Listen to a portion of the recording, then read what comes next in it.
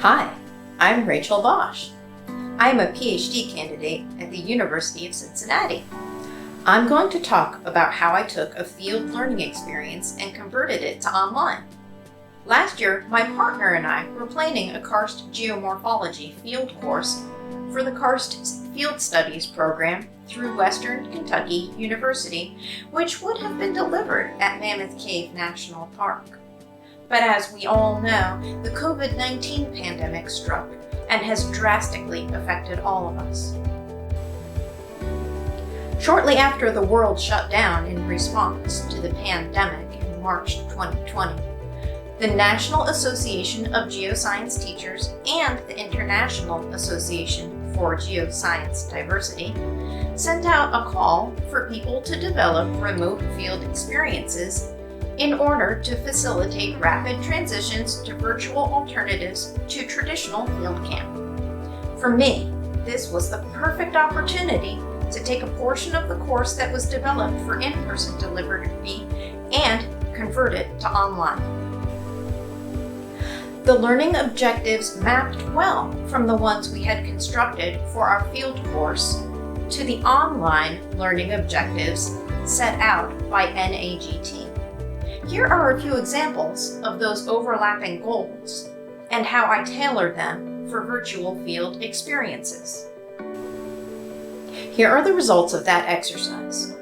I created 2 learning modules about karst, an introductory activity and a more advanced activity.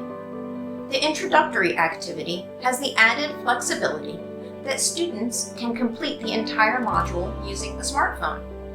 I'll now give you an overview of what these activities cover. The introduction to Karst Hydrogeology begins by providing resources for students to review the basics of karst hydrology. On the student handout, there are Google Earth links for 7 different field areas from around the world: China, Slovenia, the United States, Ethiopia, Brazil, Mexico, and New Zealand. Learners can browse and select among these options for a karst region to focus on for the remainder of the exercise. The advanced module assumes that students have some prior experience in the use of Google Earth and other geographic information systems. Learners using this module are presented with the World Karst Aquifer Map and associated publications. Instead of 7 discrete choices, they are presented with the opportunity to use these resources to select a karst area to study. Learners then locate a digital elevation model for their karst area. They bring that DEM into QGIS, reproject it appropriately, and build a hillshade layer for landscape visualization. They then extract elevation contour layers. They modify their contour interval and use layer properties to label index contours. In addition to spelling these steps out in detail on the student handout, I provide instructors with a step-by-step walkthrough of the activity procedure, including screenshots of the anticipated outcomes. This way, the modules can be available to a wide range of teachers and learners. Students use their topographic maps to interpret the flow patterns of the regions using the rule of V's. They then discuss why the flow paths look the way they do and what special hazards and considerations they might expect in that hydrogeological situation. And, by extrapolation, the hazards and vulnerabilities that may be associated with karst regions.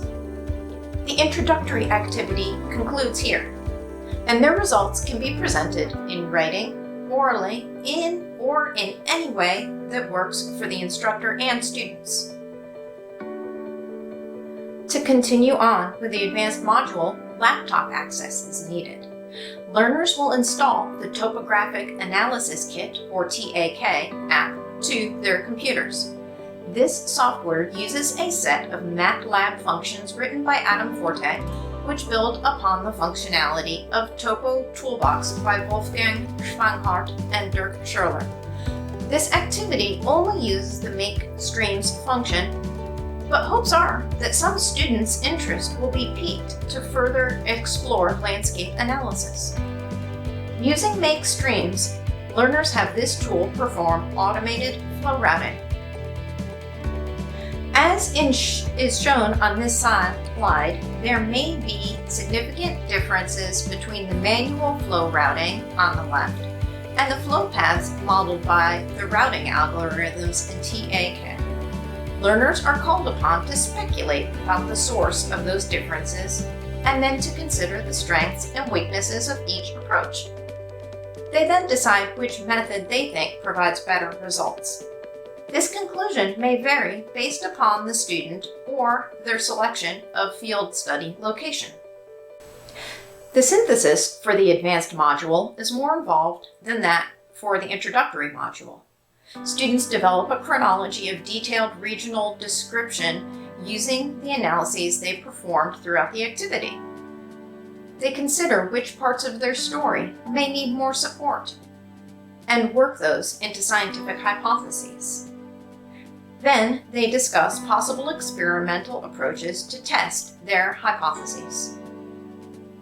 So I want to tell you, I was super proud about getting these modules published on SERC, but beyond sending notices across email and posting links to social media, I spent some time pondering the question, what would be the best way to promote the virtual learning experiences that people created this year?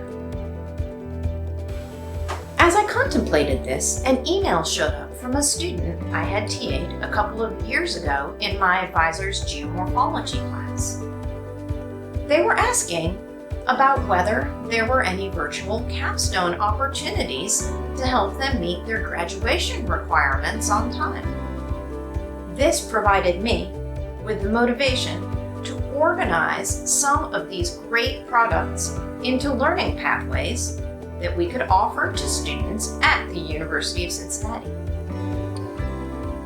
I sorted existing modules from the SERC Teaching with Online Experiences page into 3 interest-based tracks: environmental geology, planetary geology, and a more traditional geology route.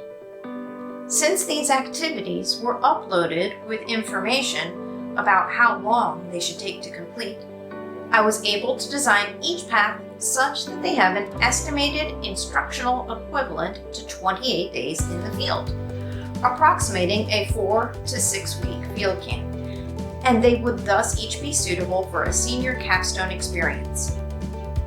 This has been announced to the departmental community as a virtual capstone option available for students. This list of resources I drew upon for the Karst virtual field activities is also available through the activity pages on SERC. And here are links to each of the modules I included in the virtual capstone pathways. Thank you for attending my talk today. I apologize that I am unable to be here in person to take your questions right now, but I will be happy to hear from you by email. My address is boschrf@mail.uc.edu.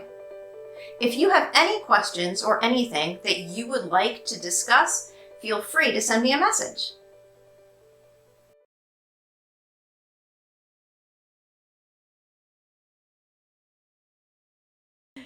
Yay!